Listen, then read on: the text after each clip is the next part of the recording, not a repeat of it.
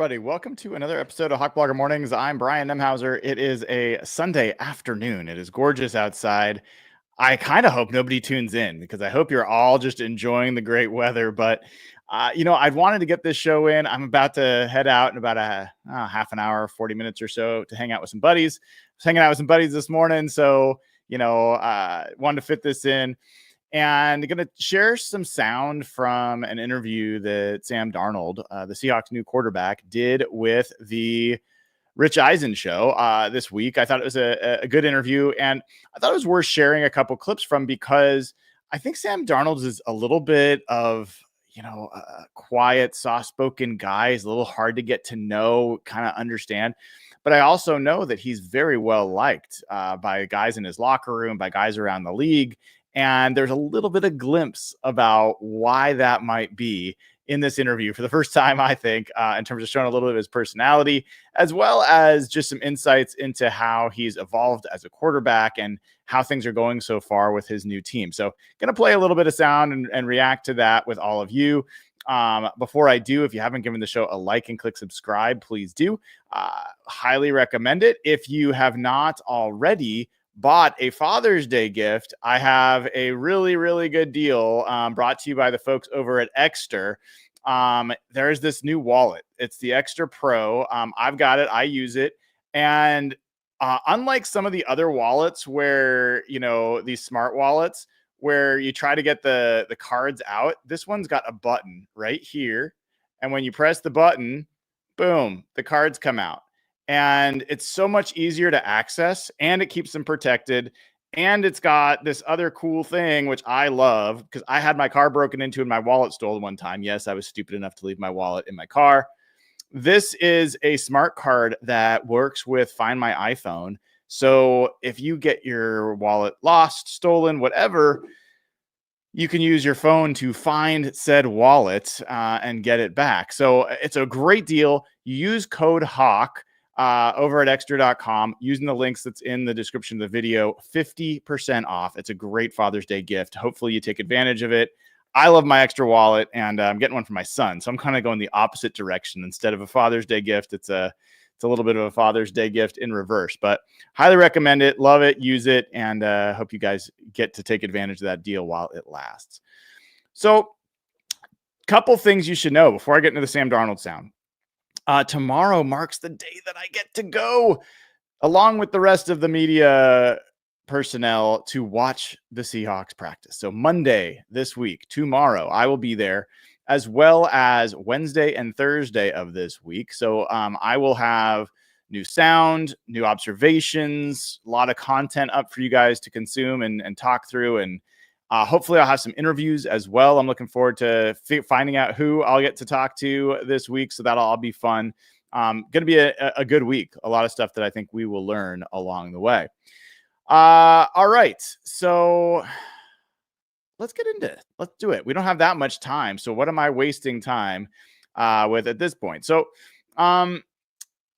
as I said, Sam Darnold was on with Rich Eisen this week, and there's a few little bits of sound that I thought were interesting to talk about. And this first one I'm going to play for you is just Sam talking about the fact that he and Clint Kubiak have already been talking through play calls quite a bit.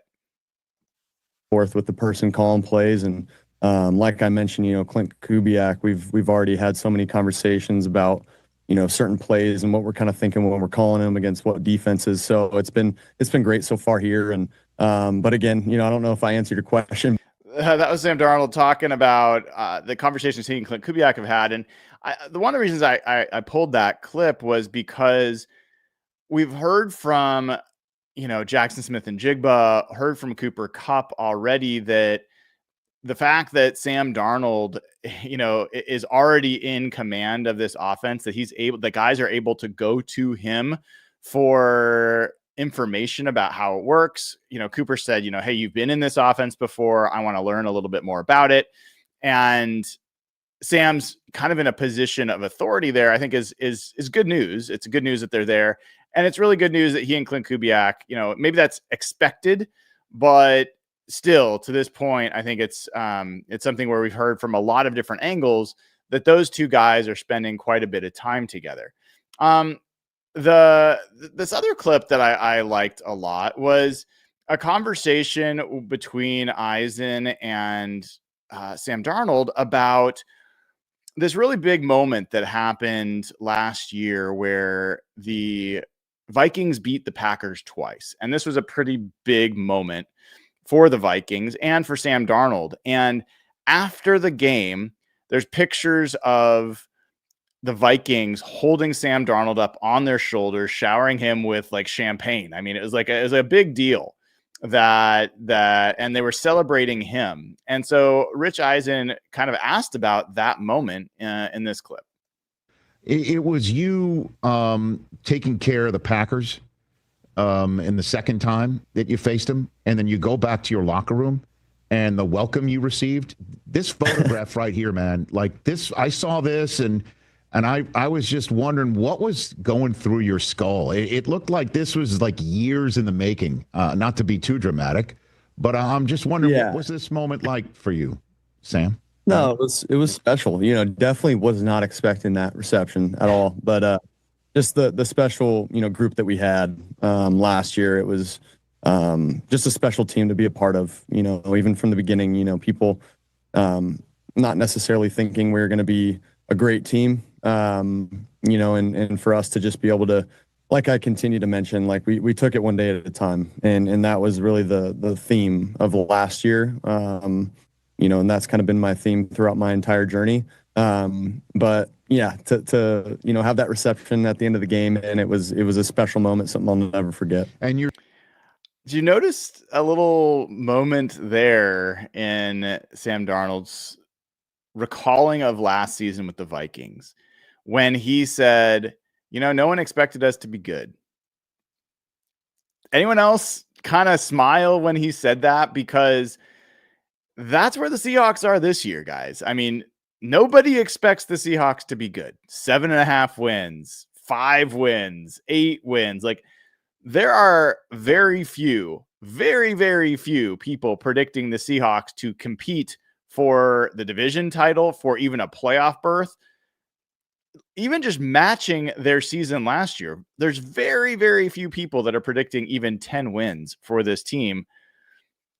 And that was the Vikings last year. And the Vikings ended up winning 14 games. Now, they didn't win a playoff game, and Darnold collapsed in that, as well as the rest of that Vikings offense. But it makes me smile just knowing that he's been through a situation there where I don't think people really realize or really recognize that when J.J. McCarthy got injured and Sam Darnold went in, there was nobody that thought it was going to be anything different than what it was like in Carolina when he went in there and took over, and they were a bad team.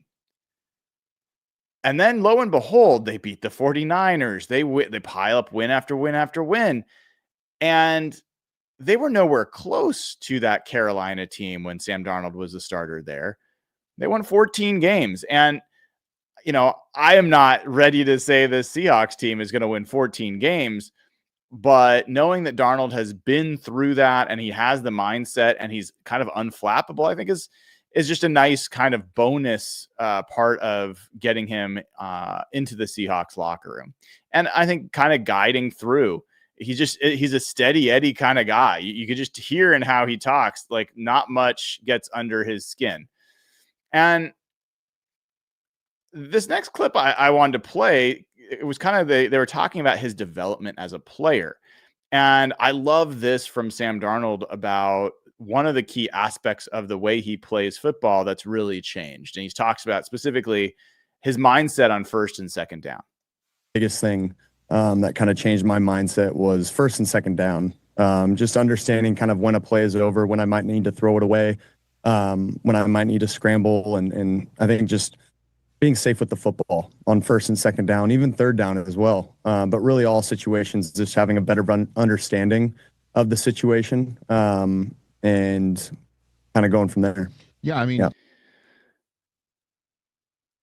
I think having that, I actually want to play that again, because I just think this is a crucial aspect of what's different between the way Geno played last year. And you know, I'm a Geno Smith supporter and will continue to be. But I think that this was something like Ray Roberts and I got into it about this concept of situational mindset, and that there's times to take risks and there's times to throttle it down. And listen to Sam Darnold again talk about his mindset in different situations. Biggest thing that kind of changed my mindset was first and second down. Just understanding kind of when a play is over, when I might need to throw it away, when I might need to scramble, and I think just being safe with the football on first and second down, even third down as well. But really all situations, just having a better understanding of the situation, and kind of going from there. I want that in the Seahawks quarterback this year. I obviously Geno Smith created explosive plays. Sometimes holding on to the ball led to some of those big plays. I think that's great. But there's a time and a place. If it's first and goal at the 5-yard line, that's not the time to try to make a huge play.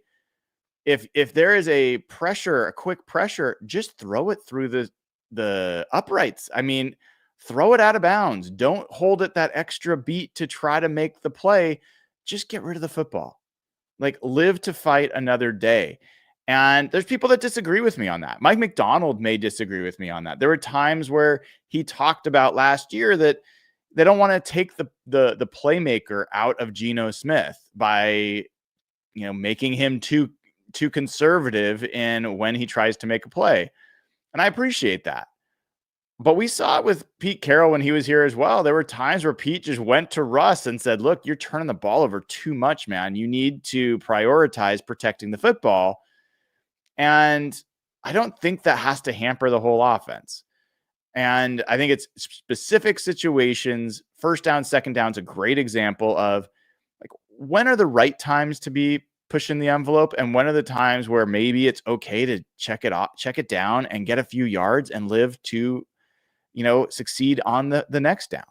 So I really like that from Sam Darnold, and I hope we actually get to see it. I think it was a key difference in how he played football last year, compared to how he played it earlier in his career. This next clip I was going to play for you, I got 2 more clips to play, is him talking about throwing to Cooper Kupp. And this was an interesting little bit, and I want you to pay attention to the adjectives he uses when he talks about Cooper Kupp.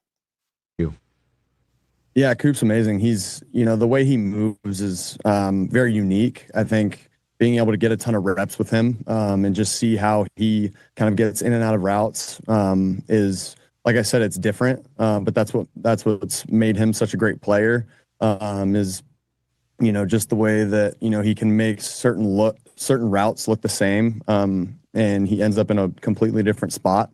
It's very unique, and he is different that way. And so I think, just being able to get those reps with him has been amazing. Being able to find the timing with that has been incredible, because there's a lot of routes, as you guys know, like, you got to be able to throw it before he gets out of a break. So there's just a lot of dialogue that has to happen there, obviously, with Coop, JSN, Marquez, like all these guys. We got a bunch of good tight ends, good running backs too. So it's been going really good though, man. Just to be able to get in the building and spend time with these guys every single day on and off the field. It's been awesome getting to know everybody. Yeah, Jay.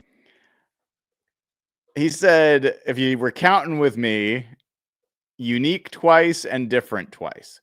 And one of the things that, if you remember the show I did with Matt Harmon of Reception Perception, and when he talked about Cooper Kupp, that one of the things Cooper Kupp does different and unique among NFL receivers is he will actually run an option route, and he will actually break leverage.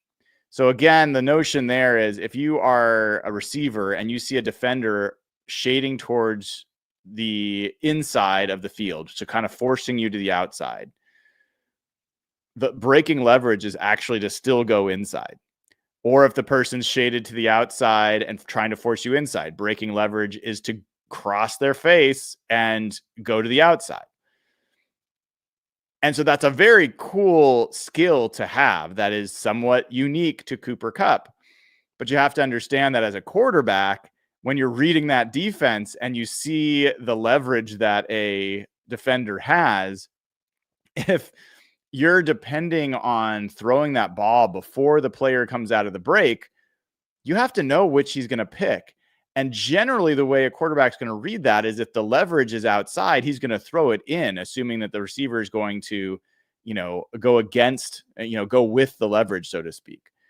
The fact that Cooper Kupp has the ability to break leverage means that the quarterback has to be even that much more on the same page with Cooper Kupp about when to do that and when he's going to kind of run it straight.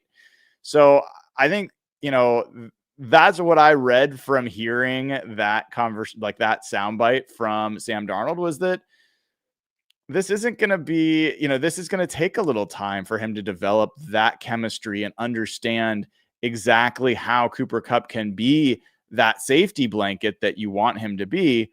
Part of getting there is understanding how Cooper Kupp reads a defense and when he might use certain aspects of, plays in his bag, so to speak. So I thought that was interesting just to hear. I mean, for someone to say unique and different 4 times in less than 15 seconds, that is a quarterback telling you, like, I'm still getting used to this. Like, it is not what I'm accustomed to. And, having as much time as possible to kind of get those reps is going to be key. And those guys, they're both pros. They're both smart. They're going to talk to each other and they'll figure it out. But it's something, that'll be interesting to watch as, this continues to evolve over time. All right. So this last clip is my favorite clip. And this was really towards the very end of the interview, where I'll have to admit, like, I enjoyed the interview. It was fine, but a lot of it's like, pretty similar, stuff that we've heard from Sam Darnold and other places. And what I know is, like, Sam Darnold is good friends with Josh Allen. They were at the Masters. They were having a great time. If you have any idea about Josh Allen is like, he's a dude. Like, he's out there having a blast. He's a, probably having a few drinks, probably having a good time. And Sam Darnold, from what we've heard of him, you kind of just like, well, why are those guys so close? Not that Sam's bad, but like, you don't see the personality shine through. Now, this is not, I don't want to build this up too much. It's not like he all of a sudden becomes, Daniel Tosh or someone who's incredibly compelling. But it was nice to hear a little bit of Sam Darnold's wry side, his personality coming through a bit. And this one, Rich Eisen was like, hey, have you gotten a free meal up there in Seattle yet? And here's what Sam said. You gotten a free meal yet? Walking into a spot, Sam? No, I haven't. Oh, okay. No, we got to work on it. That's unfortunate. Oh no, we're gonna work on it. We're gonna work on it. We'll help. No, you. I don't need Rich, I don't need a free meal, man. I'm good. I guess that's the media guy in me. Free stuff is always great. I mean, I'll take it. Oh, it is great, but okay. I'm not gonna be like, hey, what are you guys doing here? Like, you guys play quarterback for the Seattle Seahawks. Like, I should be getting a free meal. What are we talking about here? Yeah, that's not on brand for you. I agree. That's probably, do you do that quite a bit? All the time. I pull the do you know who I am thing and then pay for my own parking. It doesn't work. It's kind of crazy. Yeah, and here in Los Angeles, you pay for your own parking, and you're really digging in. Yeah, you gotta get it validated. Okay. Gotta get it validated. Thank you, Sam. I will write that down. Appreciate it. Take care of yourself. Let's do it again soon. Thanks. I love that from Sam Darnold. I mean, like, the notion that he's like, man, I'm not going to walk into a restaurant and say, hey, I'm the quarterback of the Seattle Seahawks. Give me a free meal. I mean, not everyone can, some people take themselves too seriously to even make that joke. And I appreciated seeing and hearing that side of him. Rich Eisen was cracking up and that is like, when you're with the boys, that is how people are giving it to each other. So like, it was just kind of good to see that. And for me, I think that just matters because when things aren't going well, when you lose that game against the Giants, when you lose 3 games in 10 days and things are really going the wrong way, or you're toward the end of the season and maybe the defense is playing great and the offense can't figure it out, that bond that's born out of camaraderie and, trust and hard work, sweat equity, but also, being able to lighten the mood and being able to just be a guy that other people can look to and trust, I think it is nice. And I think that's going to be an important part of playing the position. You've got to be the man that people look to in those moments if you're going to play the quarterback position. There's just no other way around it. It is a position that requires that kind of magnetism, and not everybody has it. So it was nice to kind of see that from Sam Darnold and hear that in that interview. So it was cool. I like that interview from Sam.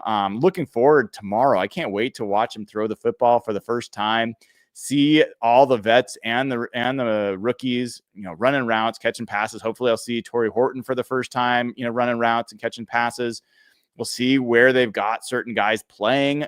I don't even know who is on the starting offensive line yet. So I'm looking forward to kind of seeing how that looks so far. A bunch of stuff that will come tomorrow. And the only way you'll get all that info is if you click like, subscribe. We're over 20,000 subscribers. We're already well on our way to 21,000. I want to get to 30,000, 40, 50,000 subscribers. Let's see how big we can grow this thing. And also go to patreon.com/hawkblogger. Patreon.com/hawkblogger gets you ad-free audio every single day. Also gets you access to the Discord channel. And coming very, very soon, the Hawk Blogger HB Ticket Exchange is going to launch. I'm hoping it's going to be this week. All I need is trying to find a lawyer who can help me with terms of service and privacy policy so I don't get sued for any of this stuff. Or at least I have some deniability. And then we're going to have a place where you can go and sell Seahawks tickets to other Seahawks fans and protect the home field advantage for Seattle that we all care about. I think it's going to be the only place that's going to have this. It's got a really cool system. Well, I don't want to oversell it, but I'm proud of the system that I've built to help vouch for other fans, to be able to have your Twitter account listed, your Instagram account, so you can kind of verify that this actually is a Seahawks fan I'm selling it to, or that it's actually a Seahawks fan I'm buying from, and, probably get some pretty good deals. I've got some really good information about how to make these transactions peer-to-peer, without taking all the risk that I think a lot of people feel at times. I'm excited. I think it came out better than I would have expected. I just got to get those last couple things in there and then I'll launch it. And being a Patreon member is a key way to actually signal to people that you are a trustworthy person to do work with and a Seahawks fan, because you will be part of this community. So Hawkblogger, patreon.com/hawkblogger is the place to go. And one last time, if you haven't taken a chance to go click the link in the description of the video, to go to extra.com if you want, use code HAWK, get one of these bad boys. This is the awesome wallet. I love this. This is the Exter Pro wallet, leather. There's all sorts of colors.